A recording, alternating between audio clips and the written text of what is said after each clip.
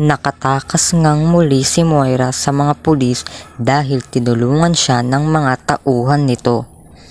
Sa pagpapatuloy ng abot kamay na pangarap, mas umiinit lalo ang mga eksena.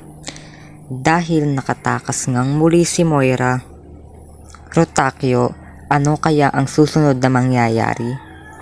Dahil sa pagtakas ni Moira sa mga pulis, lalong nanganganib ang buhay ng mga tanyag. Nakatakas si Moira dahil tinulungan siya ng kanyang mga tauhan na makatakas mula sa mga pulis.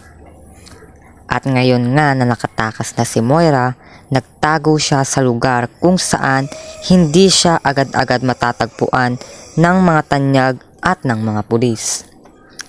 Lalong dumami ang tauhan ni Moira na magpapabagsak sa pamilya tanyag. Sinigurado ni Moira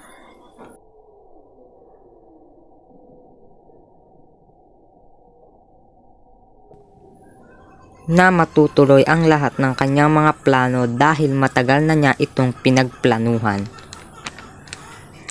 At ngayon nga na nakatakas siyang muli, hinding-hindi na niya hahayaan na maudlot ang lahat ng kanyang mga plano. Samantala, nung nalaman ito ni Nushi, agad-agad niyang ipinahanap ang wanted na si Moira. Hindi siya tumigil hanggat hindi niya ito nakikita. Ipinahanap agad niya ito sa mga pulis. Itinanong din ni Annalyn kay Zoe kung alam ba daw niya kung nasaan si Moira dahil nakatakas daw itong muli.